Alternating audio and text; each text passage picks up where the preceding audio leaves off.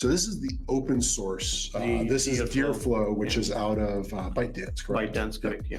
And so first, talk a little bit about what you had to do to get this set up. Yeah, so the repo is out there on GitHub as open source. Yeah. You typically install it. The installation was fairly painless. But again, painless is a relative term. You need to know they were using UV, which is fairly new in terms of environment management for Python and all of that stuff. So anyway, so you get to install all that stuff and then configure it on env files. So it's not a beginner friendly, I would call. You need to know some amount of Python, how to configure things and how to write those files, even though they had examples. So out of the box, it comes geared towards OpenAI or one of those cloud LLM to configure it back to Ollama, which is a local LLM that you can run on a server. I had to do some amount of research. The documentation they had wasn't appropriate. It wouldn't talk unless you put it /v1 underneath, which I had to find again. So there was some amount of discovery around it. And I was asking you to do a harder problem than most people would, right? Yeah. Because part of what you and I have been looking at for the last almost 2 years now, right. How do you get some of these agents that you can run offline just on your own data, not going to the public APIs if you don't want? That involves that. So are you dealing with power users when you are dealing with local LLMs and often? It did use Trivali, which is basically for web search thing. So keep that in mind. If you are using it on a day-to-day basis, you have to pay for that piece of it. They have an option for DuckDuckGo SDK, but I haven't found that to be very good. So, and that does highlight one of the challenges if you're trying to run this in your own environments is there are not a lot of good search APIs. There's a reason why most other search companies have not been successful compared to them.